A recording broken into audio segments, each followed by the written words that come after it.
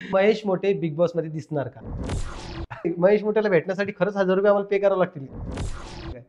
तुमच्या मागची स्टोरी म्हणजे जेल आणि जेल म्हणजेच महेश मोठे. केरळमध्ये मोठा पण झालो, गरीब झालो, पकडलो गेलो, जेलमध्ये टाकलं.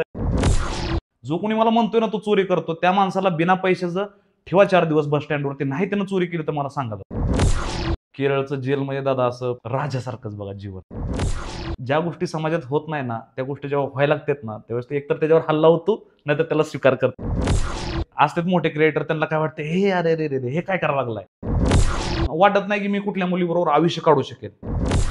काही लोकांनी डायरेक्ट केदार शिंदे साहेबांना म्हणलं होतं की बिग बॉस झाल्या झाल्या तुम्ही लगेच असं सूरज बरोबर आणि सूरजलाच घेऊन पिक्चर नको बनवायला होता.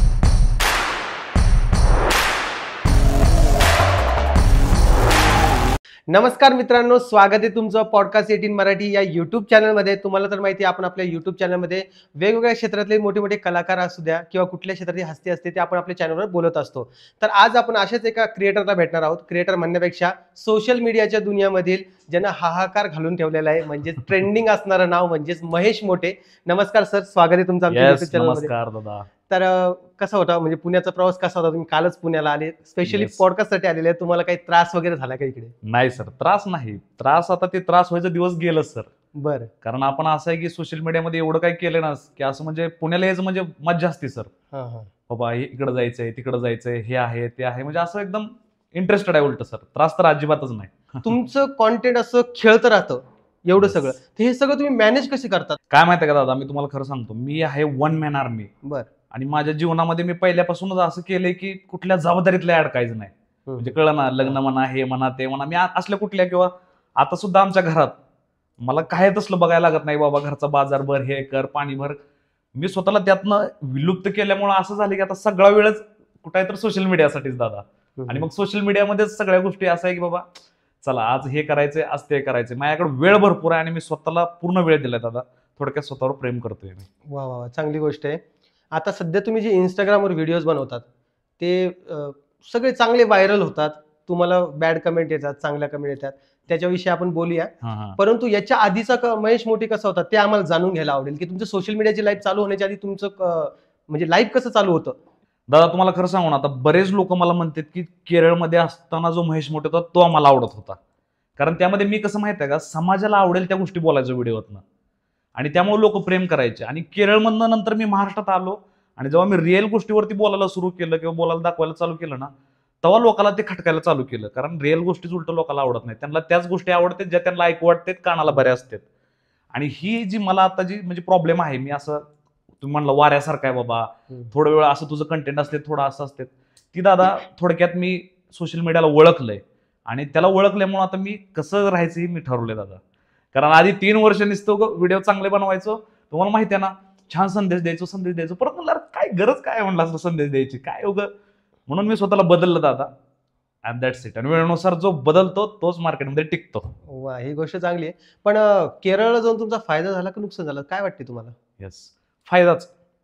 सगळ्या गोष्टीचा फायदाच आहे. मला असं आयुष्यात मी कुठल्या गोष्टीला नुकसान मानतच नाही दादा. म्हणजे माझ्या विचारात असं आहे ना, मी कुठल्या गोष्टीला नुकसान मानत नाही. बाबा हे असं झालंय, ते तसं झालंय, काय नाहीये. म्हणजे मला असं कम्प्लिटली हे आहे की नाही, नुकसान विकसान काय नाहीये. आपल्या जीवनात जे पण होतं चांगल्यासाठी होतं. उलट भारी झालं. केरळमध्ये मोठा पण झालो, गरीब झालो, पकडलो गेलो, जेलमध्ये टाकलं, नाही ते कुठान झाला.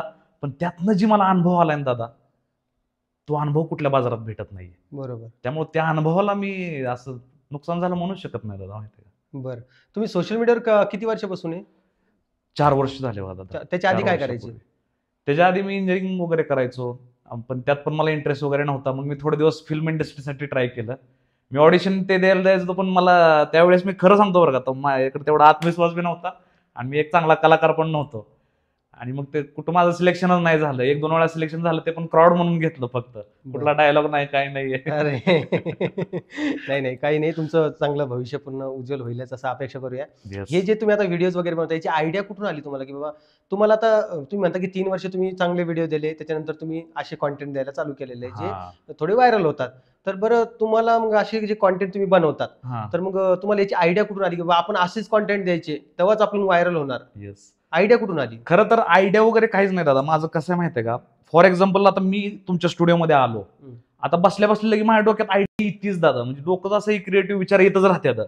बरं. लगे विचार आला की लगे मोबाईल काढायचा, किती सोपंच आहे घेऊ, लगे कॅमेरा आपल्याकडे, ते विचार आला मोबाईल काढला लगेच त्या गोष्टी मांडायच्या किंवा त्या गोष्टी दाखवायच्या, असं माझं नियोजन असतं. मग आसपासची परिस्थिती असू द्या किंवा बाबा हे माणूस असा आहे, आज मी ह्यांना भेटलोय त्यांना, कारण मी तुम्हाला म्हटलं ना दादा, मनातली जी भीती आहे ना, त्या भीतीला मी लय असं ही करून करून पूर्ण गायब केलंय. त्यामुळे आता टेन्शन नाही, एकदम बिनधास्त, अडचण नाही कुठल्या कंटेंटसाठी. बरं, असं तुम्हाला असं वाटतंय का की तुम्ही जेलमध्ये जाऊन आलेत, हम्म. तर जेलमध्ये जाऊन आल्यानंतर माणूस मोठा होतो का? म्हणजे जसं तुम्ही आता व्हायरल झालेले आहेत, तुमच्या मागची स्टोरी म्हणजे जेल आणि जेल म्हणजे महेश मोठे, हे लोकांच्या नजरेमध्ये बसलेले, तुम्ही सगळी स्टोरी तुमची सांगितलेली आहे, बऱ्याच लोकांना ऐकलेलं पण. तर तुम्हाला काय वाटतं याच्यावर?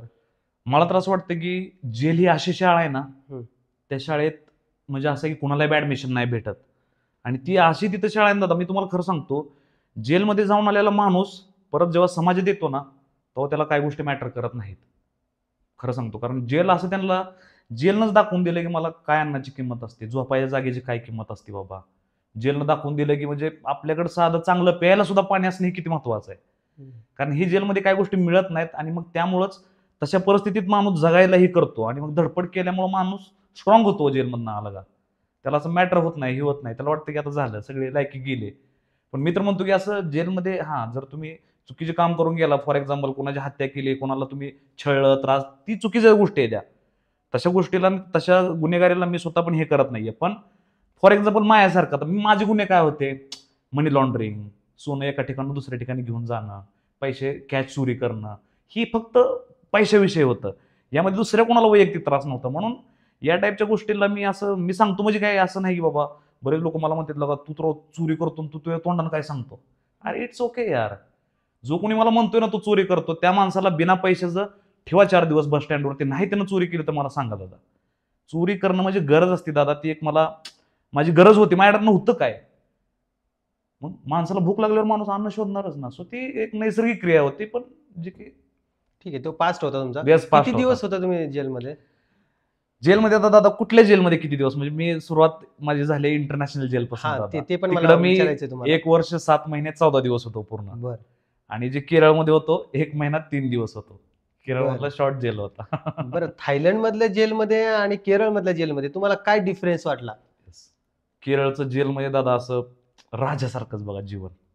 केरळच्या जेलमध्ये तुम्हाला कारण सांगतो बरं का, मे बी महाराष्ट्राचं जेल तसं नसतं, महाराष्ट्रात कधी गेलो पण नाही, कधी विषय पण नाही. पण केरळचं जेल काय माहिती का, केरळमध्ये गुन्हेगारी कमी आहे दादा, आणि गुन्हेगारी कमी असल्यामुळं जास्त कैदी जेलमध्ये नाहीत, त्यामुळे कमी कैदी असल्यामुळे सगळ्याला झोपायला राहायला चांगलं आहे. वरनं केरळच्या जेलमध्ये बिर्याणी देतात, डेली बिर्याणी दादा. खरंच? 100%. केरळ जेलमध्ये चिकन पण भेटतं, केरळ जेलमध्ये बीफ पण भेटतं. बापरे, खोटं नाही बोलत होता, जनावरांचं बीफ सुद्धा भेटतं, माहिती आहे का. आणि ह्या गोष्टी आता ती वाटायला वेगळं वाटते, पण ती केरळसाठी नॉर्मल आहे, कारण त्यांच्याकडे त्यांचा पहिल्यापासून त्यांच्या कल्चरचाच भाग आहे. पण जेल कशासाठी असतंय? म्हणजे जे आरोपी असतात किंवा जे काही वाईट कामं करताना शिक्षा देण्यासाठी असतं. मग तुम्ही असं का म्हणतात की ते राजासारखं जीवन आहे, मग प्रत्येकाने जेलमध्ये जावं काही जीवन जगासाठी? नाही, मी ह्यातनं असं प्रेरित करायसारखं सांगत नाही, फक्त रायासारखं काम आहे का. केरळच्या जेलमध्ये कैद्याला अजिबात मारत नाहीत पोलिस. बरं. बघा, जी की आपल्या जेलमध्ये असं की चालता उठता लाता बुके घालतेली, चल चोरी करून आलाय तुला काय रे, असं करतील इथं बरं का. पण केरळचा जेल काय माहितीये का, नाही, केरळ जेलमध्ये मी एवढे दिवस होतो, मी कधीच कुणी कुणाला मारताना बघितलं नाही, भले ते किती पण. आणि सांगायचं म्हणजे काय माहितीये का दादा, प्रेरित नाही व्हायचं, पण केरळच्या जेलमध्ये असं मला कुठला त्यांनी त्रास केला नाहीये. खाण्यापिण्याच्या गोष्टी टायमावरती झाले, टीव्ही आहे, मनोरंजन आहे, तुम्हाला पिक्चर आहे डेली बघायला, म्हणजे असं केरळ जेलमध्ये कंटाळाच येत नाहीये. कायम तुमच्याकडे म्युझिक आहे चालू, जेलमध्ये म्युझिक सिस्टम आहे, जेलमध्ये तुम्हाला टीव्ही आहे, तुम्ही बघू शकता. रात्री 12ला टीव्ही बंद होते, 12 वाजेपर्यंत तुम्ही टीव्ही बघू शकता. त्यानंतर एक्सरसाइज करायला जिम आहे, व्यायाम करायला काय आहे. केरळच्या जेलमध्ये म्हणजे थोडक्यात असं वाटत होतं की मला कुठल्या तरी बूट कॅम्प मध्ये पाठवलंय दादा, जे की मे बी ऐका, आता ती बी तुम्हाला सांगतो, मी जेलमध्ये होतो ते वायनाड आहे, आणि वायनाड आहे उंचीवरती, बरोबर, म्हणजे एकदम डोंगरा वगैरे, एकदम तिथं थंड हवा आहे, त्यामुळं आता एवढा त्रास झाला नाही. मे बी बाकी केरळचं जेल थोडं गरम बिरम हे असेल, तिरुवनंतपुरम ह्या त्या गोष्टी. ओके. तुम्ही लास्ट टाइम एक व्हिडिओ टाकला होता विमानात शी करतानाचा, तर हे सगळं कशासाठी? कारण की ते तुम्ही अवॉइड पण करू शकला असतात. आता आपण काय असते, असे जे व्हिडिओ बनवत असतो, 4 चौघ आपल्याला बघतील, आपल्याला थोडी लाज वाटेल ह्या गोष्टीना. तुम्ही व्हिडिओ टाकल्यानंतर तुम्हाला माहिती असतं की तो व्हिडिओ 10 लाख 15 लाख 20 लाख लोक बघतील, मग हे सगळं कशासाठी करता तुम्ही? येस. आता कसं आहे माहिती आहे का दादा, ही मी आता काही काही गोष्टी मी अशा लोकांनी काय रिॲक्ट करावं म्हणून करत नाहीये. बरं. आता मी विमानातल्या शीचा व्हिडिओ तुम्ही आता म्हणताय, पण हा व्हिडिओ मी 3 वर्षापूर्वी पण बनवला होता, ज्यावेळेस मी फेमस नव्हतो. बरं. आणि तो व्हिडिओ पण माझ्याकडे ते आहे. तो पण मी फ्लाईटमध्ये इंग्लिशमध्ये दाखवत होतो. Hey guys, this is the toilet of plane, you can see here is flush, असं म्हणजे त्या टायमाला मी इंग्लिशमध्ये एक्सप्लेन करायचो बरं का. त्यामुळे ती माझ्या एक रक्तामध्ये आहे की युनिक गोष्टी दाखवा ज्याच्यामध्ये कोणी हात घालत नाही, आणि त्या कंटेंटमध्ये हात घालणं म्हणजे नॉट जोक दादा. आता मलाही माहिती आहे बाबा, लोक नाव ठेवणार, वाईट वाटणार, हे ते माझे पण पाहुणरावळे, पण मेंटली आपण स्ट्रॉंग राहायचो. कारण ठीक आहे ना, कोण करत नाही दादा, सांगा ना फक्त. आणि डावलं म्हणजे मी काय, आता मला लोक म्हणते तू एका व्हिडिओमध्ये तर म्हणते तू ब्लर केलं नाही, अरे पण त्यात ब्लर करायसारखं काय दिसत काय होतं. मी पण व्हिडिओ डोकं लावून टाकतोय हो दादा, नाही असं नाहीये, मला पण समजते सगळ्या गोष्टी. फक्त कसं आहे, ज्या गोष्टी समाजात होत नाही ना, त्या गोष्टी जेव्हा व्हायला लागतात ना, त्यावेळेस ते एकतर त्याच्यावर हल्ला होतो, नाहीतर त्याला स्वीकार करते, असं असतं दादा. बरं ठीक आहे. आता हे बाकीचे रोस्टर लोक कधी तुम्हाला रोस्ट वगैरे करतात, हा. ठीक आहे, तर ते डायरेक्टली त्याच्या व्हिडिओमध्ये म्हणतात की महेश मोठे हा क्रिंज कॉन्टेंट देतो. क्रिंज म्हणजे एकदम काही पण टाकणं. तर जेव्हा तुम्हाला एखाद जण असं बोलतो बाबा हा क्रिंज कॉन्टेंट म्हणतो, तेव्हा तुम्हाला काय वाटतं की बाबा याच्याकडे शिकण्यासारखं काहीच नाहीये, हा सगळा क्रिंजच देतोय, मग तेव्हा वाईट तर वाटत असेल ना स्वतःला? नाही सर, कारण काही नसण्यापेक्षा काहीतरी असणं एक बेटर आहे दादा. मी तुम्हाला सांगू ना, मी काय असं काय लय हुशार किंवा मी काय असं काय मास्टर बिस्टर नाहीये. फक्त ह्या सगळ्या जीवनाच्या अनुभवात मला 3 गोष्टी कळल्या, आणि त्या 3 तत्वावरती मी जीवनातलं कुठलेही निर्णय घेतो दादा, आणि मला कधीही काय होत नाहीये. आता मी तुम्हाला सांगतो बरं का, मला ही सगळ्या ज्या गोष्टी आहेत, मी क्रिंज कंटेंट वगैरे ठीक आहे, मी केला, ते म्हणतात दॅट इज फाईन. त्यांनी मला शिव्या जरी दिल्या, काही जरी केलं, नावं जरी ठेवलं, तरी पण माझ्या पदरात फुलंच आहे ती दादा. ही माझा वैयक्तिक विचार आहे. त्यामुळे मला राग वगैरे याचा काय प्रश्नच नाही, माहितीये का. आता हे गोष्टी मला बोलायच्या नव्हत्या. मला एकदा धनंजय पवार पण तसंच म्हणलं होतं, माहिती आहे, डीपी. मला पण एकदा असं तो म्हणला, अरे काय असं तू एकदम हे करायला लागला. आता तो गडी स्वतः तो कसल्या गोष्टी करतो बघा, तर पण त्याचं पण कधी कधी नाही ते हे असतात. मी म्हणलं दादा, हे बघा म्हणलं, आपण कंटेंट क्रिएटर आहे, रील स्टार आहे, ठीक आहे, आपण एकमेकाला भेटू शकतो, पण आपण एकमेकाला ही सांगू शकत नाही बाबा तू असं कर, तसं व्हिडिओ बनवू नको, हे करू नको, ते करू नको. आणि म्हणजे दादा तुम्हाला खरं सांगतो, क्रिंज कंटेंट सुद्धा एक कंटेंटचा प्रकार आहे, त्याची सुद्धा समाजात गरज जरी नसलं तर तो एक समाजाचा भाग आहे, आणि तो आपल्याला स्वीकार करावाच लागणार आहे. कारण ह्या समाजात सगळ्या प्रकारचे लोक आहेत. फक्त 4 चांगले लोक आणि 4 चांगले व्हिडिओ आवडतात म्हणून छानच करायचं असं नाही ना, बाकी पण दुसरे लोक आहेत. सो माझं असं असतं की मी सगळा अभ्यास केला, मला सगळा समाज कळलाय, आणि त्यामुळे मला काय कुठल्याही 4 माणसालाच व्हिडिओ आवडो म्हणून मी असं छानच बोलायचं. जसं की केरळमध्ये मी म्हणत नव्हतो काय, असं जीवन जगा ना मित्रांनो, लाखो करोड मेमरी बनवून ठेवा काय, कारण एक ना एक दिवस सर्वजण बेडवरती जाणार आहेत, पडून राहणार आहेत. कसा ते व्हिडिओ कसला झाला खतरनाक व्हायरल. पण मी आता तुम्हाला सांगतो, अरे हे जीवन आहे ना, ते सगळं आपल्या माइंडवरती आहे. बरोबर. Yes, it's all about our mind and our heart. ह्याच्या पलीकडे काहीच नाहीये. तुम्ही टेन्शन आलंय काय, तुम्हाला नाही गरज नाही, तुझ्या माइंड आणि हार्टला कंट्रोल करतो. तुझी तेवढी कॅपॅसिटी पाहिजे की तुला त्या गोष्टी तुझ्या मनाला समजून सांगता यायला पाहिजे, तू लगेच फ्री व्हायला पाहिजे. सो ह्या गोष्टी होते, त्यामुळे हे cringe content is nothing matter to me दादा. आणि मला माहिती आहे दादा आपली विचारक्षमता काय आहे, मला माहिती आहे ना. अरे मी ओके आहे, मी हॅपी आहे, मी एकदम खुश आहे, तर मॅटरच नाही. बरं, तुम्ही टिकटॉक पासून व्हिडिओज बनवतात, तेव्हापासून मी बघतोय समजा तुम्हाला, तेव्हा तुमचा एक ग्रुप होता ज्यामध्ये सगळेजण वेगवेगळे व्हिडिओ बनवायचे, काही कॉमेडी बनवायचे, काही ब्लॉग बनवायचे, काही तुमच्यासारखे व्हिडिओ बनवायचे, काही लिपसिंगचे व्हिडिओ बनवायचे. आता सध्या तुम्ही बऱ्याचशा क्रिएटरला भेटता, लास्ट टाइमच आता 2-3 जणांना भेटले होते, व्हिडिओ आलते माझ्यासमोर तुमचे. तर ह्या सगळ्यांना भेटल्यानंतर म्हणजे यांच्यासोबत तुमचं रिॲक्शन कसं असतं, म्हणजे एकदा भेट झाल्यानंतर परत त्यांच्यासोबत भेटायची इच्छा होते, किंवा मग त्यांच्यासोबत काही ना काही वाद होऊनच जातात, असं काही आहे का? कारण की तुमच्या कॉन्टेंटमुळेच काहीतरी, कारण की समोरचा माणूस तुमच्या कॉन्टेंटमुळे दूर जात असेल कदाचित, मला तरी वाटतंय. तर तुम्हाला काय वाटतं याच्यावर? येस, पण ऐका, होते 100% भरपूर लोक मला परत अनफॉलो पण करतात बरं. म्हणजे असतात मोठे क्रिएटर, त्यांना काय वाटतं, हे अरे रे रे हे काय करायला लागलाय, आणि मग ते का अनफॉलो करतात, कारण त्यांना काही लोक म्हणतील की अरे काय लागा महेश मोठे तो फॉलो करतोय, तिला कसलं व्हिडिओ बनवतोय, असं त्याचं बरं का. पण दादा, पण तुम्हाला सांगतो, हाच तर फरक आहे. माझी ही दूरदृष्टी आहे बरं का. मी आता हे लगेच 2-4 दिवसाचा विचार नाही करत, अरे हे चल ही नाराज झाला आणि त्यानं अनफॉलो केलं आणि फॉलो बॅक द्या, नथिंग. मी जेव्हा पण डिजिटलला भेटतो ना दादा, आता बरेच तुम्हाला सांगतो बरं, ज्यांच्यावर माझं बिनगसले किंवा ज्यांच्याशी बोलणं वगैरे होत नाही, आता तुम्हाला ते डीपीचं सांगितलं, त्याच्या पलीकडे तुम्हाला म्हणतो आदित्य डेरे असू द्या, किंवा त्यानंतर पियुष दादा असेल, पियुष सचगणे, भरपूर लोकांशी मी बोलणं बंद केलंय, मी अनफॉलो. सध्या पियुष सचगणे मला फॉलो करते, पण मी त्याला फॉलो देत नाही, माहिती आहे आपला पियुष दादा. आता ह्याच्यासाठी देत नाही की बाबा काय तो मोठा व्हायला लागला म्हणून मी हे करतोय किंवा मी मोठा व्हायला लागला, पण जर माझी गोष्टी जर तुम्हाला वैयक्तिक लेवलला विचारायला जर पटत नसतील तर तुम्ही काय मला असं फॉलो करा आणि हे करा, काही नाही. तुम्ही तुमच्या तुमच्या गोष्टी कॅरी ऑन करू शकता दादा. त्यामुळे भरपूर लोकांबरोबर अशी फेमस वगैरे आहेत त्यांच्याबरोबर बिनगसलं पण असं काही कुठलं एवढं ही नाहीये. चला ठीक आहे, नाही आवडत, come on, you you can go through your way. मी माझ्या माझ्या मार्गाने जातो. तुम्ही आता ज्या गोष्टीसाठी जेलमध्ये गेले होते, सोन्याची तस्करी वगैरे, तर सोन्याची तस्करी करते जे तुमचं काही स्वप्न होतं का, की बाबा काही नॉर्मल माणूस एखादा काम करतो त्यातून काही स्वप्न बघतो किंवा आपल्याला हे साध्य करायचं, घर बांधायचंय किंवा असं काही पुढे आपल्याला जायचंय, तसं तुमचं काही स्वप्न होतं का सोन्याची तस्करी करण्यामागं? दादा कसं होतं माहितीये का, की मी जॉब करत होतो केरळमध्ये आणि माझी पगार होती 12,000 रुपये. ते पण मला पगार डायरेक्ट 1 महिन्यानंतर भेटायची बरं का, एकदम सगळे झाल्यावरती. आणि मी जेव्हा जॉब करायचो त्यावेळेस मला असं सारखा प्रश्न पडायला लागला, यार नाही यार, हे 12,000 साठी आपण एवढा वेळ घालवतोय, नाही. मी स्वतःला म्हणायचं नाही यार, माझं my talent is different, I have to be different, किंवा मला काहीतरी वेगळ्या गोष्टी करावं लागेल असं म्हणजे. आणि त्याच वेळे दादा मला असं जाणवलं की आपण त्या सोन्याच्या क्षेत्रात पडायचं. आणि मी पडलो म्हणजे दादा तुम्हाला खोटं बोलत नाही, ती त्याला सुद्धा टॅलेंट आहे. आता बरेच लोक माझे व्हिडिओ बघून मला म्हणतात, अरे मला पण केरळचा नंबर दे की, अरे मला पण त्या गोष्टी करायच्यात. अरे पण त्या गोष्टीसाठी first you must have to speak fluent English, otherwise they will not choose you. तुम्हाला इंग्लिश पाहिजे, पर्सनॅलिटी स्पॉन्टेनियस पाहिजे. आणि त्यात असं आहे की तुमच्या अंगाला 5-5, 6-6 किलो सोनं असतं तरी सुद्धा पोलीस येऊ कोणी येऊ एकदम तुम्ही असं कम्फर्टेबलच राहायला पाहिजे. आता काय लोक कशी पोलिसाला लगे घाम येतो असं हे असं करायला लागतात, घाबरायला लागतात आणि मग पकडले जातात. त्यामुळं जे मी काम करत होतो त्यासाठी सुद्धा एक पर्टिक्युलर लोकच लागतात. त्यामुळे त्यांनी पण मला निवडलं. आणि त्याच पिरियडमध्ये दादा मी एवढा मोठा झालो, तुम्हाला म्हणतो जवळजवळ 68-70 लाख रुपये मी कमवलं त्यातनं. सगळं तुम्हाला म्हणतो केरळला गोष्टी घेतल्या. आता केरळच्या पोलीस स्टेशनला माझी गाडी आणखी नाही माहिती आहे का, जी की सोडून गेली. अर्धी पावसात होते, अर्धी महाग होते. आणि ह्या सगळ्या गोष्टीतनं दादा म्हणजे तुम्हाला खोटं नाही बोलत, हे जे पण सगळं घडलंय ना, जेल वगैरे ह्या सगळ्या गोष्टी जे पण आहे ना, ते उलट मी म्हणतो की खूप थँकफुल आहे. उलट मी गरीब झालो, बरं झालं माझ्या गाडी बिड्या पकडल्या, काय अडचण नाही मला. कारण मी पैसा आल्यावर वेगळ्या झोनमध्ये चाललो होतो दादा. ओके. वेगळ्याच मॉर्निंगला उठलं का बिअर प्यायची म्हणजे बघा. आणि अशामुळं माझं कुठलं कोणाशी हीच राहणार नीट माहिती आहे का. मॉर्निंगला उठलं तुम्हाला म्हणतो बिअर प्या, परत 6:30, त्यानंतर मग हे करा, परत दुपारी पण प्या, संध्याकाळी पण प्या. म्हणजे ते पाण्यासारखं झालं माझ्यासाठी.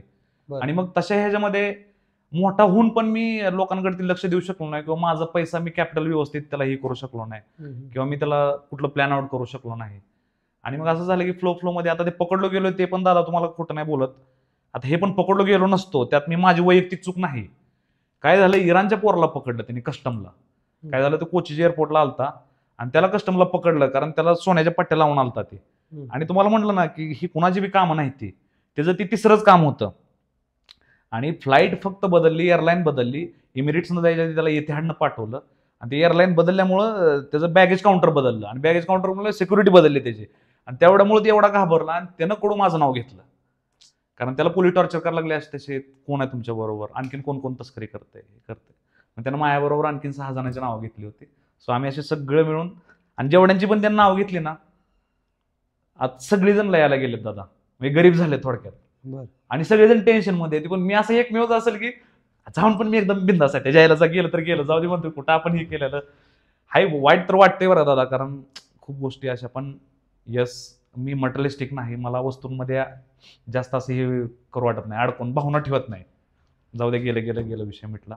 मी खंबीर आहे, हातपाय नीट आहे माझं, मी आणखीन तरुण आहे, मी माझं साम्राज्य घडवेल, असा एक विचार होता. तेव्हा तुम्ही असे तुम्हाला लवकर पैसा मिळत होता, म्हणजे तुम्ही अचानक खूप सारा पैसा आला. मग घरच्यांना तुम्ही कसं सांगितलं की हा पैसा कशाचा आला, म्हणजे तुम्ही घरी सांगितलं होतं का हे? अहो दादा, घरात तर मी बाहेर गेलतो, सगळं सोडलं होतं घर, माहिती आहे. नाही पण कॉन्टॅक्टच नव्हता. नव्हता. मी ही सुरुवात कुठनं झाली दादा, पुण्यातलं जी माझं ब्रेकअप झालं पुण्यात बरं का, माझं ज्या मुलीबरोबर मी भरपूर राहिलं, सगळी स्वप्न वगैरे बघितली हे ते, त्यानंतर म्हणजे असं झालं की मी एकदम डिव्हास्टेटेड झालो बरं का, एकदम असं एकदम तुटलो. आणि त्या पिरियडमध्ये मला फॅमिलीनं पण ऍडजस्ट केलं नाही, अंडरस्टँड केलं नाही, वर टेन्शनमध्ये, ठीक आहे जॉब नाही काय नाही. त्यावेळेस सोशल मीडियातनं काही पैसे येत नव्हतं, मला जॉब करावाच लागत होता. ओके. येस. आता तसं नाही, आता काय जॉब जरी नाही केलं तरी काय अडचण नाही, आपल्याला सगळ्या गोष्टी आहेत. पण त्या टायमाला तसं होतं. आणि मग तशा टायमाला मला फॅमिलीनं वगैरे थोडं समजून घेतलं नाही. आणि एक दिवस काय झालं, असं ड्रिंक करून घरी आलो. माझ्या भावाला तर अजिबात आवडत नाही, सुपारी सुद्धा खात नाहीये.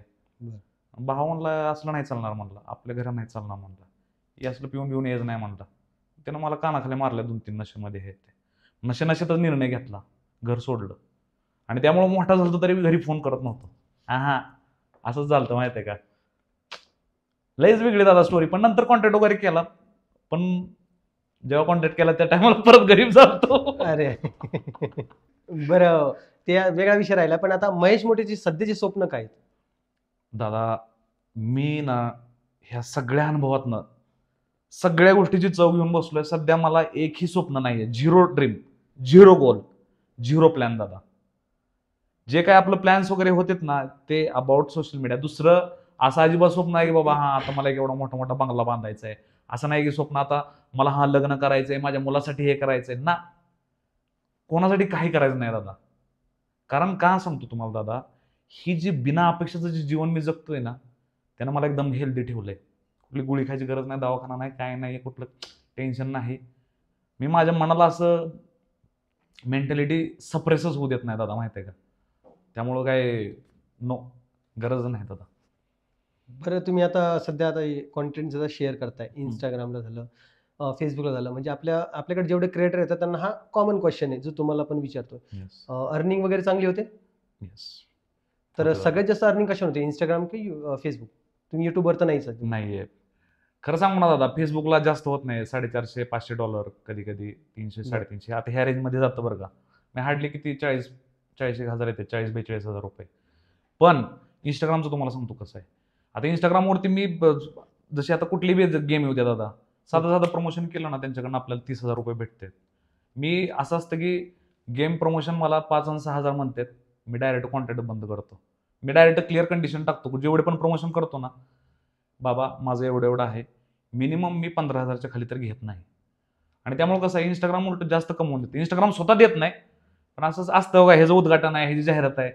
मी एवढा क्रिंज कंटेंट काही असून सुद्धा आपल्याला डिमांड भरपूर आहे दादा. कधी बघा उद्घाटन आपल्या हातनं होते, आपल्या हातनं तुम्हाला म्हणतो लोकांच्या घरी जाणं, कार्यक्रम काही. कारण जी मला लोक खऱ्या मनापासून ओळखतात ना त्यांना माहिती आहे की अरे he is not a cringe, he is the master class. आणि तुम्ही जे आता कॉन्टेंट बनवतात तुम्हाला भरभरून कमेंट येतात, त्या कमेंटमध्ये तुमचा चांगला उद्धार पण केलेला असतो. त्याच्याविषयी तुम्हाला काय म्हणायचं, याचं वाईट वाटत नाही का तुम्हाला, कमेंट्स ज्या येतात वाईट वगैरे? कारण की टॉपला कमेंट तुमच्या सगळ्या वाईटच असतात. येस दादा, खरं सांगतो बरं, वाटायचं नाही असं नाही. एवढं वाईट वाटायचं की कधी कधी कमेंट असे आलेत म्हणून दिवस सुद्धा माझं वाया गेलेत. म्हणजे किंवा असे कमेंट आलेत म्हणून व्हिडिओ सुद्धा डिलीट केलेत मी, काय बरं का. शेट यार शेट. पण ज्या मोमेंटला मला कळलं की समाजावरती माझी सोशल मीडिया नाही चालवायची, माझ्या सोशल मीडियानुसार समाज चालवायचा आहे. म्हणजे ऐका, समाजाला मला वाईट कमेंट द्यायला लागलेत, असे करायला लागलेत म्हणून मी माझा कंटेंट नाही बदलणार. मी उलट माझी माइंडसेट बदलला. ठीक आहे म्हणलं, त्यांची शिव्या फुलं जायची.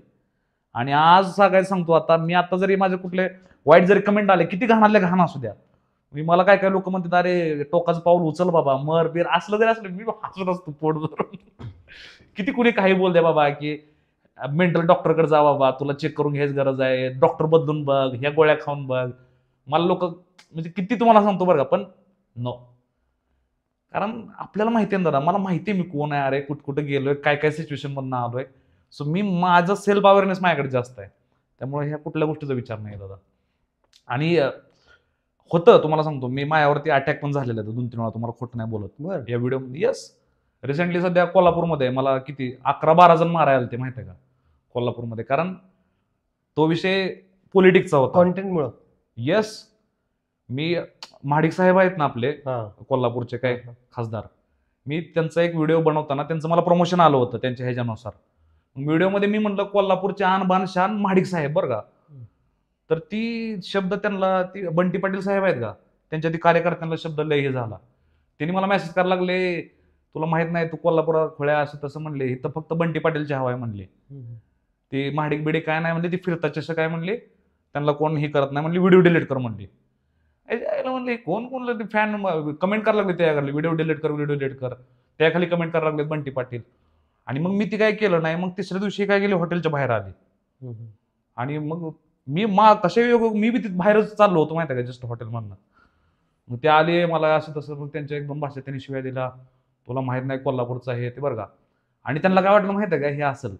मी दादा ज्या मोमेंटला शिवी दिली, मी बी एकदम, हे काय रे, कोण आहे तुम्ही, काय संबंध तुमचा, प्रमोशन. आणि मी दादा तुम्हाला सांगतो बरं का, मी एवढं लोकांना फेस केलंय, मी लगेच मेंटॅलिटी बदलली.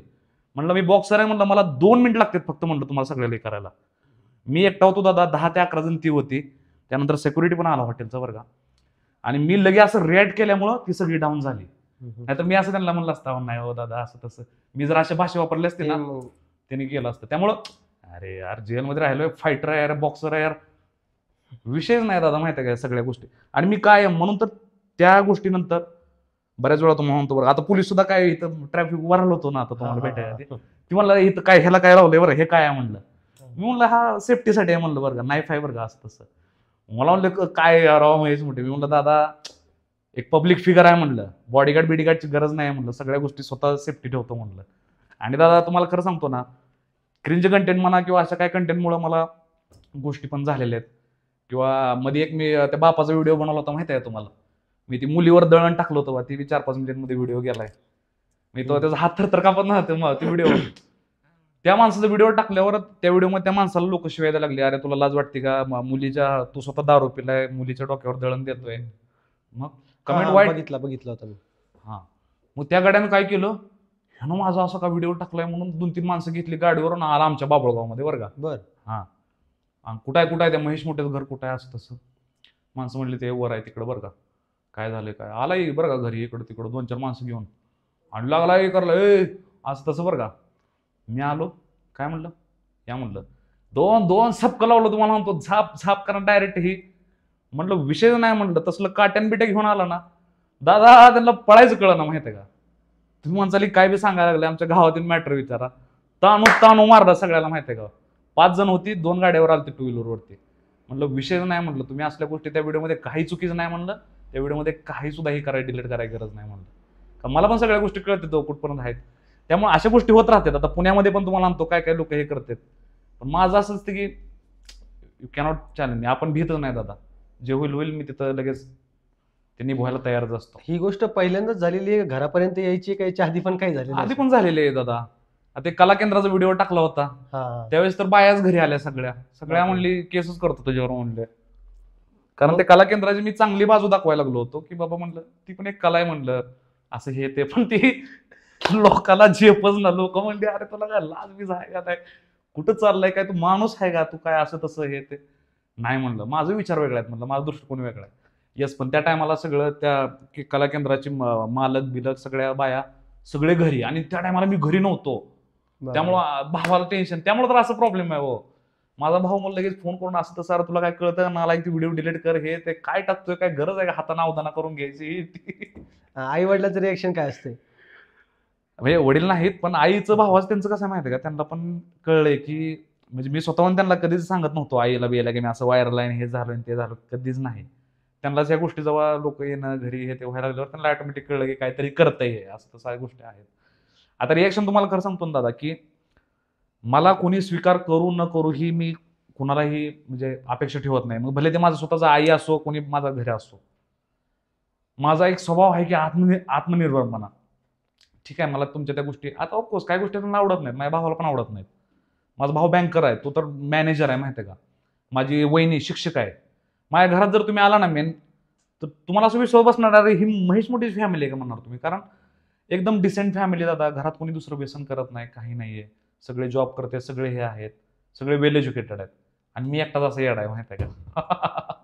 घरच्यांचं म्हणजे आईचं वगैरे. आता तुम्ही असे व्हिडिओज बनवता, जसं की तुम्ही विमानाशी करताना दाखवले, परत नॉर्मल पण एकदा करताना दाखवलेले, ते झालं. त्याच्यानंतर अजून एकदा तुम्ही वारी, पंढरपूरच्या वारीचे काहीतरी बोलले होते की बाबा तिथं असं इथं कुठं पण करू नका तुम्ही. हे सगळे व्हिडिओ आईनं बघितलं तेव्हा आईला काय वाटलं, बघ हा असं व्हिडिओ का टाकतोय, किंवा भावाला किंवा वहिनीला. सध्या काय झालं माहिती आहे का दादा की, म्हणजे आता तुम्ही हे विचारताय म्हणून हे झालं, पण मी असं कधीच विचार करत नाही की ते व्हिडिओ बघतेत ते बरं का, पण ते कधी त्यांच्या रिएक्शन मला सांगत पण नाहीत, किंवा असं हे मला बोलत नाहीत कधीच, कुठल्या व्हिडिओशी काय बोलत नाहीत. जर मॅटर काय झालं तेव्हाच बोलतात बघा, जेव्हा असं काय कुठं नव्हते, घरी हे होते ते होते माहिती आहे का. म्हणजे तुम्हाला खोटं बोलत नाही, मी पुणे बरं का, पुणे पोलिसला मी एक लेटर लिहिलं होतं की असं तसं सर मला थोडं सेफ्टी थ्रेट्स आहेत, हे थ्रेट्स आहेत, मला अशी गन घ्यायची परवानगी द्या बरं का. पोलीस माझं ते लेटर हे केलं, कॅन्सल केलं माहिती आहे का त्याने. खरं काय? येस, म्हणले तुम्ही त्या क्रायटेरियामध्ये येत नाही म्हणले डायरेक्ट. हा, आणि तुम्हाला नाही भेटू तुम्ही शकत म्हणले. जेव्हा जेलमध्ये होते केरळमध्ये तेव्हा तुमच्या मदतीला कोणी धावून आलं होतं? नो, कोणीच नाहीये. मी तर घरी सुद्धा फोन केला नाही. माझं एक असतं की दादा आपण हाताने ह्या गोष्टी करतोय ना, तर आपण फॅमिलीला ह्यामध्ये प्रॉब्लेम आणायचा नाही. आपणच करायचं, आपणच निभवायचं. त्यांच्यावरती कुठला लोडच येऊ द्यायचा नाही, माहिती आहे का? हम्म. आणि त्यामुळे मी केरळच्या जेलमध्ये गेल्यावर 5व्या का 6व्या दिवशी माझ्या फॅमिलीला कळलं. ती पण घरामध्ये एक लग्न होतं चुलत भावाचं. आणि असंच त्या कॉन्टॅक्ट झाल्यावर असं तसं मग केरळमधल्या लोकांनी सांगितलं की त्या पिडची म्हणजे एकदम पकडलं म्हणून, असं माहिती का? Yes, केरळमध्ये पिडची म्हणतात. ओके. चक्क मार्ग नल्ला पिडची पारणेला चेटा एत्र समय असं म्हणते त्यांच्या भाषेमध्ये एकदम. आणि भाषा पण भरपूर बोलतो आपण दादा. ओके. Yes. आणि तुम्ही जे आता हे जे व्हिडिओज बनवतात हे झालं घरच्यांचं वेगळं झालंय समजा. हम्म. काय होतंय ना, आपण महाराष्ट्रामध्ये राहतो. महाराष्ट्रामध्ये कसं असतंय ना, समजा मी जर कधी काही व्हिडिओ बनवत असो तर ते माझ्या घरच्यांना आपले नातेवाईक त्रास देत असतात की तुमच्या पोराला समजून सांगा बाबा, तो अशी व्हिडिओ का टाकतोय. तुमच्यासोबत असं झालेलं आहे काही? येस, भरपूर वेळा दादा. स्पेशली आईच्या साईडचे जे पाहुणे होते बरं. किंवा माझ्या मावशीची मुलगी आहे, ती मावशीची मुलगी तर सारखंच आमच्या आईला म्हणजे तिचं असं असतं की काय ग असं तू का करतोय ग, तू असं एवढं एवढं सगळं चांगलं असताना असं का करतो तू. एकतर ते घर वरच्या खोलीत राहायला गेलो ना मी, तर पत्र्या आहे घरात. हा. त्यामुळे तर आमच्या फॅमिलीला अहो तुम्ही काय त्याला घरातनं बाहेर काढलंय काय, असं केलं काय, असं केलं काय. त्यानंतर थोडा फॅमिलीला झालता तर जिथे विचारायचे अहो असं का राहतोय तो, असं का राहतोय. हम्म. घरची म्हणायचे मी तुला काय घरातून बाहेर काढलंय का म्हणायचे, तुला काय आम्ही राहत म्हणतो काय तिकडं, म्हणत असतो. त्यांची रिॲक्शन मी आता त्यांना थंडच केलंय, तुम्ही you don't need to react. मी जे मार्ग पकडलाय, जे पाथ पकडलाय, बघा पुढच्या 2 वर्षात महेश मोठे कुठं असेल. लास्ट टाइम एक कॉन्टेंट टाकलं होतं त्याच्यावर जरा बोलूया आपण कोणता? की तुम्हाला महेश मोठेला बोलायचं असेल, व्हिडिओ कॉल करताना 2,000 रुपये लागतील, कॉल करायचं असेल 1,000 रुपये लागतील. तर ते कॉन्टेंट होतं का ते खरंच रियालिटी आहे? महेश मोठेला भेटण्यासाठी खरंच 1,000 रुपये आम्हाला पे करावं लागतील काय? येस, रियालिटी तुम्हाला दाखवू कसं ट्रान्झॅक्शन किती आले तर 300-300 रुपये 500 रुपये. दादा, ज्या माणसाला स्वतःची किंमत कळून त्याला चार्ज करतो ना दादा. आता ऐका, मी ते का करत होतो माहिती आहे का, आपल्या इंस्टाग्रामला भरपूर मेसेज येतात, भरपूर. मग त्यामध्ये काय काय असे मेसेज असतात की त्यांना वाईट वाटतं आपण रिप्लाय देत नाही. मग मी असं केलं की बाबा मी पण रिप्लाय द्यायची गरज नाही, त्यापेक्षा सिंपल आहे, ज्याला माझ्याशी बोलायचंय ऑडिओ कॉल 300 रुपये, व्हिडिओ कॉल 500 रुपये. आता मला माहिती आहे जरी 1 लाख जरी व्हिडिओ लोकांनी बघितला तर मी 0.000.01% जरी कन्व्हर्टर रेट पकडला, एक मला 100 लोकांनी जरी फोन केला, किती झाले दादा. अहो मग ही जी बिझनेस माइंड आहे, ही जी डोकं आहे ना, आता बऱ्याच लोकांना वाटलं ह्याला कोण बोलणार आहे, अरे आम्ही येडं काय. काय लोक म्हणायचे अरे 300 रुपये जा, आम्ही 300 रुपये इथं घरात बाजार भरू किंवा आम्ही काय तर करू, तुला 300 रुपये कोण देणार, असं तसं बरं का. काय लोक म्हणायचे अरे बाईक रुपयाला गेली तर तिला 250 रुपये भेटते, तुला 300 रुपये देऊ रे दिवसभर. असं सगळे म्हणले, पण त्या लोकांना माहित नाही. आता त्या टायमाला मी थोडं मला मे बी असं मी ह्या गोष्टी तेव्हाच करतो जेव्हा मला पण काहीतरी पैशाची अडचण असते. बरोबर. येस, मग आज काय करायचं, चला ही डोकं लावा. आणि तुम्हाला खोटं नाही बोलता दादा, माझं किती मी कॉल अटेंड केले माहिती आहे, किती मेसेज आले दादा, किती. आणि काय काय लोक एवढे थँकफुल राहिली की ऍटलीस्ट ठीक आहे जाऊ दे 4 पैसे, पण त्यांच्या काय गोष्टी क्लिअर झाल्या दादा. बरोबर. नाही, आणि तुमच्या लव्ह लाईफ किंवा लग्नाबद्दल आम्हाला जाणून घ्यायला आवडेल. काय आहे पुढची प्लॅनिंग? लग्न वगैरे कधी करणार? नाही दादा, लग्न वगैरे म्हणजे लग्न ही गोष्ट पवित्रच आहे, पण त्या लग्नाचं पावित्र्य सध्या या 2025-26 मध्ये एवढं नाही राहिलं की बाबा त्या गोष्टीला मी आयुष्यातला सगळ्यात मोठा भाग समजेल. मी लग्न ही माझ्यासाठी स्टुपिडिटी आहे सध्या. बर. एक स्वतःलाच काय तर कशात अडकवून ठेवायचं आणि स्वतःलाच लिमिटेड करायचं असं. आता तुम्ही म्हणसाल बरं का, मे बी तुम्ही ऑफेंड होऊ नका याच्यामध्ये, कारण बऱ्याच लोकांचं लग्न झालेलं असतं, ते म्हणणार बाबा असं का बोलतो, मग आम्ही येड आहे का, आम्ही लग्न केली, आम्ही प्रपंच करतोय, आम्ही काय वेड आहे काय. नाही, तुम्ही करताय, आय ऍब्सोल्युटली लाईक दॅट. तुम्ही करा, ते तुमच्यासाठी बनलंय. ज्या प्रकारची विचारसरणी माझी आहे दादा, जसं मला तुम्ही म्हणलं वाऱ्यासारखं आहे, असं मला वाटत नाही की मी कुठल्या मुलीबरोबर आयुष्य काढू शकेल. नो वे, शक्यच नाही दादा. म्हणजे भले कोणी, कारण नाही हो दादा, माहिती आहे का, हे असल्या गोष्टी. आता मी तुम्हाला सांगतो, मला एवढा अनुभव आला, एवढ्या लोकांना मी आयुष्यात भेटलोय, हे कळलंय मला, ती गोष्ट समजली काय आहे लग्न, काय आहे त्या गोष्टी. त्यामुळं लग्न तर माझं कधीच नाही होणार दादा, बरं का, ऑफिशियली नेव्हर एव्हर दादा. भले मी आणखीन किती मोठा सेलिब्रिटी हो, काही जरी हो, लग्न माझं कधी होणार नाही दादा. 100%. एकटा आहे, एकटा मस्त राहणार, विषय नाही दादा, माहिती आहे. छान.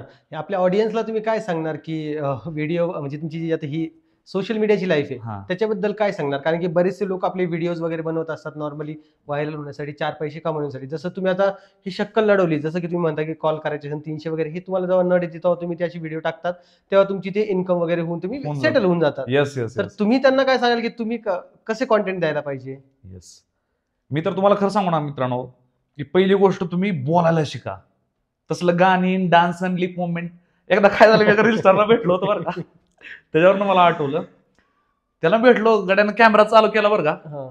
आणि काय गाणं पण नाही त्याच्यामध्ये. आणि मी मला कळलं काय करावं, काय बोललं, गाणं पण मला सांगितलं नाही, काय नाही बरं का. आणि असं करतोय महागन, मला कॅमेरा दाखवतोय, आणि मी असं काय करू. म्हणजे मला सांगायचं काय माहितीये का, ही जी डान्स लिप मोमेंट तसली ऍक्शन करणं, डायलॉगवर व्हिडिओ बनवणं, ही सगळा जमाना संपलाय. सध्या मार्केट आहे ज्याच्यामध्ये कॉन्फिडन्स आहे, जी खऱ्या गोष्टी दाखवतं. आता तर ए आलं, ए मुळे तर असं आहे की तुम्ही स्टुडिओमध्ये बसवून किंवा कुठं असे बोरिंग व्हिडिओ टाकले ना, एंगेजमेंट येणारच नाही दादा त्याला. तुम्ही जेवढी रियालिटी दाखवता, तुम्ही बोलताय बाबा माझ्या पाठीमागं असं हे चाललंय, हे असं आहे किंवा असं असं, हे ह्याच्यामध्ये लोक एंगेज होते. मागचं बॅकग्राऊंड असू द्या, स्वतः सांगायची पद्धत, स्वतः त्यांना हे करते. त्यामुळं कंटेंट असं बनवा ज्याच्यामध्ये तुम्हाला काहीतरी कला आहे, तुम्हाला हे आहे.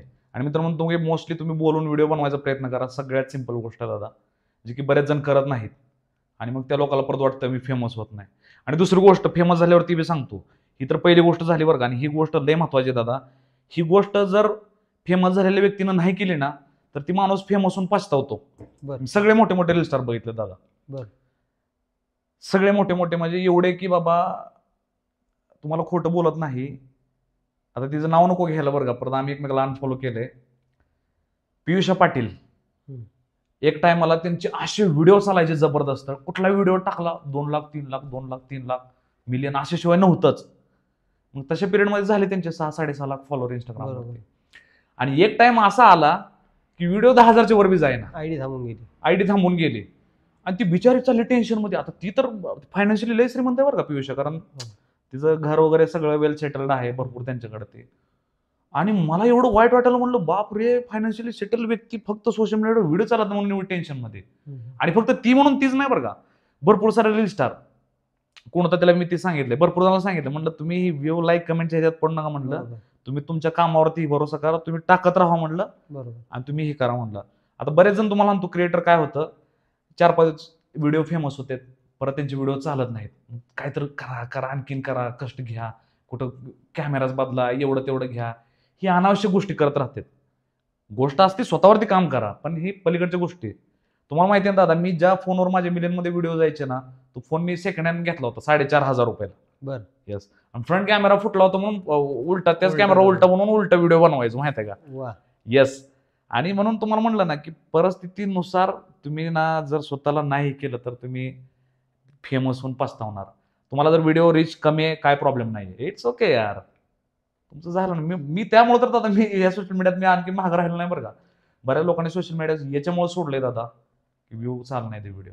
आणि ते आता एक एकदम अशी लाईफ जगतात ना, भले त्यांचं जॉब असू द्या, पगार पाणी असू द्या, सगळं असू द्या, पण त्यांच्या मनात कुठेतरी बिहाइंड खंत आहे की यार मी ह्या गोष्टीतनं बाहेर पडलो जरा, किंवा मी ह्या मार्केटमधनं ट्रेंडमधनं बाहेर पडलो, मी आता काय करायला पाहिजे, ह्या गोष्टी त्यांच्या डोक्यात ही करतात. सो ही सुद्धा सायकोलॉजिकली मी अभ्यास केलाय. त्यामुळे फेमस व्हायचं असेल तर ह्या गोष्टीसाठी सुद्धा तुम्ही तयार राहा, नाहीतर तुम्ही फेमस होऊन वाटोळ करून घेणार आयुष्याचं. तुमच्या मोबाईल बद्दल एक स्टोरी तुम्ही मगाशी सांगितली मला, ती आपल्या प्रेक्षकाला सांगितली तर मला आवडेल. काय ती मोबाईल दाखवा पहिले तुमचा एकदा. बऱ्याच जणांना वाटतं की महेश मोटेकडे आता 16 Pro Max 17 Pro Max जे अपडेटेड व्हर्जन असेल तो मोबाईल असेल कॉन्टेंट शूट साठी, तर त्यांचा मोबाईल सरतारी बघून घ्या. हा बघा, सॉरी एक मिनिट, हे बघा पूर्ण फुटलाय बरं का इकडचा. आणि हा फोन बघा, iPhone 12 मिनी आहे दादा. भरपूर आता iPhone 12 म्हणजे याच्यानंतर किती वर्जन आले, काय झाले. पण मी हा फोन का बदलला नाही तुम्हाला सांगतो.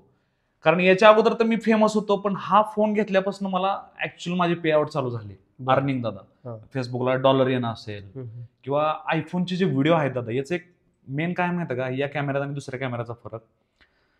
याच्या व्हिडिओमध्ये जरी तुमच्याकडनं कॅमेरा शूट करताना मुवमेंट जरी फास्ट झाली तरी सुद्धा बॅकग्राऊंड असं ब्लर होत नाही, किंवा ही चित्र फाटत नाही, माहिती आहे का. आणि त्यामुळे ह्याची क्वालिटी बी चांगली वाढली, आणि क्वालिटी व्हिडिओमध्ये आल्यामुळे मला बी इंटरेस्ट वाढला. आणि या व्हिडिओला मी एक प्रॉमिस केलं की बाबा तू जोपर्यंत स्वतः मनानं बंद होत नाही, काय होत नाही, तोपर्यंत मी तुला सोडणार नाही. मी तुला वापरणार. म्हणजे कुठलेही असं एकदम भारीचाच मोबाईल घ्यावा काही गरज असं काही नाही. नाही. कॉन्टेंट असेल तर माणूस कुठेही व्हायरल होतो. आपल्यामध्ये दम असला ना आणि तुमच्यामध्ये दम असला ना, साधं तुम्हाला साध्या तर साध्या फोनवरून व्हिडिओ घालून दाखवा मिलियन मध्ये दादा. महेश मोठे बिग बॉस मध्ये दिसणार का? येस दादा. ऐका, आता मला थोडंसं त्यांनी माझ्यावरती आता जरा बंधन घातल्यावर त्यामुळे कदाचित मी एवढं बोलू शकणार नाहीये. बरं. बिग बॉसनं पहिल्यांदा मला नॉमिनेशन मध्ये मला पहिल्यांदा इन्व्हाइट पण केलं. त्यानंतर एका व्हिडिओ नंतर मला त्यांनी वॉर्निंग पण दिली बरं. की असे काय कंटेंट टाकू नका. मी कुठला व्हिडिओ माहिती आहे का, तो मी त्या धोत्र्याचा व्हिडिओ बनवला नव्हता का, हा आज तसं हे खाल्लं का सगळ्यात आरामात मरतंय, बरोबर. ते व्हिडिओ टाकला. अरे तसं त्यांचा कॉन्टेंट केला त्यांनी माहिती आहे का. म्हणले नाही, म्हणले अशा गोष्टी नको, म्हणले तुम्ही बाकी काही करा, तुमचं लय भारी चाललंय म्हणले, पण ह्या गोष्टी नको. आता तुम्हाला सांगतो ना रिअलिटी बिग बॉसचं काय झालंय दादा. मी माणूस असा आहे ना, जिथं मला लोक काहीतरी शिकवायचं येत ना की बाबा तुझं कंटेंट असं कर तसं कर. म्हणजे बिग बॉसला सुद्धा लय असं वाटतंय सध्या की बाबा लोकांना त्यांची गरज आहे. पण मला एवढं माहिती आहे बाबा बिग बॉसला सुद्धा तेवढीच गरज आहे माझी. बरोबर. आणि मला सध्या एवढं माहिती आहे की बिग बॉस मध्ये जाईल न जाईल हा तर भाग पुढचा बघा दादा, कारण थोडा आता हे अशोक सराफ साहेबांमुळे इश्यू झालाय. आणि असं पण आता बिग बॉस थंड आहे. तुम्हाला सांगितलं ना काय झालं, सूरज चव्हाणचा पिक्चर आला झापूक झुपूक. बरोबर. त्या पिक्चरचं बजेट आहे दादा 5,45,00,000. बर. आणि टोटल रेव्हेन्यू झालाय 96 लाख. बापरे. ऐका, फक्त 96 लाख हा ना, रेव्हेन्यू आहे हा. बरं का, म्हणजे 4 कोटीपेक्षा जास्त हे लॉस मध्ये Loss. आहे. आता याच्यामध्ये सूरज चव्हाणला काही टेन्शन नाही, त्यानं एक ऍज अ ऍक्टर म्हणून काम केलं, त्याचं त्याला पार्ट भेटला, त्याचे पैसे भेटले, त्याचा विषय नाही. पण ह्याच्यामध्ये जे प्रोड्युसर होते किंवा स्वतः केदार शिंदे सर, हे दादा तुम्हाला म्हटलं ना हे थोडं डब घ्यायला गेले. बरं. आणि ह्या इश्यूमुळे काय झालं, तुम्हाला खोटं बोलत नाही दादा, मराठी फिल्म इंडस्ट्रीमधनं सुद्धा काही लोकांनी डायरेक्ट केदार शिंदे साहेबांना म्हणलं होतं की हा तुमचा आतापर्यंत सगळ्यात चुकीचा निर्णय आहे की बिग बॉस झाल्या तुम्ही लगेच असं सूरज बरोबर आणि सूरजलाच घेऊन पिक्चर नको बनवायला होता. बरोबर. येस, ती एक पार्ट. आणि दुसरा पार्ट झाला ज्याच्यामुळे केदार शिंदे साहेब सुद्धा मध्ये टेन्शन मध्ये होतं, त्यांचं सुद्धा इन्स्टा फेसबुक बंद होतं. कारण सांगतो, ह्यांनी काय केलं, नाही तिकडं दुबईमध्ये स्क्रीन घ्या, ह्यांनी मलेशियामध्ये स्क्रीन घेतल्या, द्या बेंगलोरमध्ये स्क्रीन घेतल्या, दिल्लीमध्ये स्क्रीन मल्टिप्लेक्समध्ये. त्यांना वाटलं तिकडचे मराठी लोक जाऊन बघतील, जे की ह्यांना समजलं नाहीये सूरज चव्हाणचा 90% क्राऊड हा मोबाईलवरती रील बघणार आहे. बरोबर. तो तुमचं 450-500चं तिकीट घेऊन आणि ती मल्टिप्लेक्समध्ये जाऊन पॉपकॉर्न खाणार नाहीये. बरोबर. सो ह्या गोष्टी त्यांना हळूहळू लेट समजल्या आणि त्याला नंतर जाणवलं की नाही आपल्याकडे निर्णय चुकलाय. पिक्चर कम्प्लिटली फ्लॉप झाला दादा, बघा कम्प्लिटली फ्लॉप. कारण का माहितीये का दादा, बारामतीमध्ये पहिल्या दिवशी 3 शो कॅन्सल, दुसऱ्या दिवशी 4 शो कॅन्सल, आणि त्यानंतर तर आठवड्यामध्ये पिक्चरच काढून टाकला. बापरे. त्याच्या स्वतःच्या तालुक्यामध्ये, जिल्ह्यामध्ये. आणि त्यामुळं तो पिक्चर सुपर फ्लॉप झाला आणि त्याचाच परिणाम आता बिग बॉसवर व्हायला लागलाय.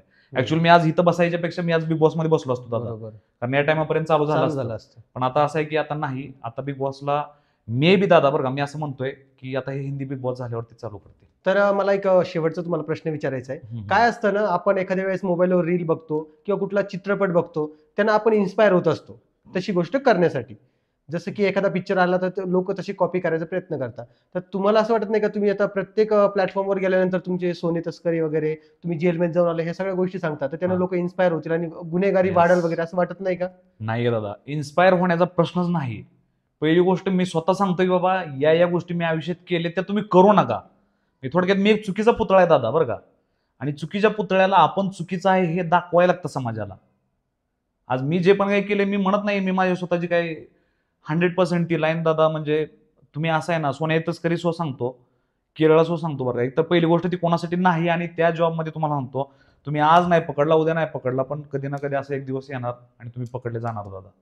सो मी माझं असं म्हणजे तुम्हाला खरं सांगतो बरं का, मला बी कळते दादा, एखादी आपण क्रिया करतो, एखादी ऍक्शन घेतो, त्याची रिॲक्शन वगैरे होणार, समाजात पण काय गोष्टी होणार.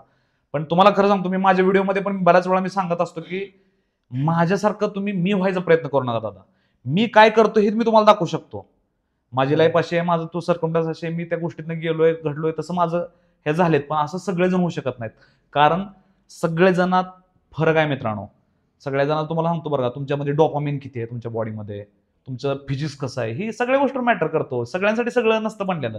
आणि काही लोक ठीक आहे, मला बी कळतं बरं का, आणि प्रश्न तुमचा अगदी योग्यच आहे की 100% म्हणजे असं होऊ नये बाबा की चुकीचं असं ही गोष्टी. आणि तरी पण एकदा मी ओमदादांच्या या आपल्या पॉडकास्ट 18 मराठी चॅनलवर सांगतो, मी काय गोष्टी करतोय म्हणून तुम्ही असं करायचं दादा प्रयत्न करू नका बरं का 100%. कारण सगळ्यालाच ते गोष्टी सूट पण होत नसतात, यश पण येत नसतं किंवा तसे हे नसते. उलट तुम्ही कोण आहे तुम्ही स्वतःला ओळखा आणि तुम्ही त्या गोष्टी करत राहा. बरं, खूप छान. आम्हाला छान वाटलं तुमचं पॉडकास्ट घेऊन. येस. तर असा होता आजचा आपला पॉडकास्ट. तुम्हाला कसा वाटला ते आम्हाला कमेंट बॉक्समध्ये सांगा. चॅनलला सबस्क्राईब करा. पुढचा पॉडकास्ट कोणाचा पाहिजे ते देखील नावं सजेस्ट करू शकता कमेंट बॉक्समध्ये. आणि परत एकदा सांगतोय धन्यवाद सर. येस. आणि चला भेटतो तुम्हाला आम्ही नवीन व्हिडिओमध्ये. तोपर्यंत जय महाराष्ट्र.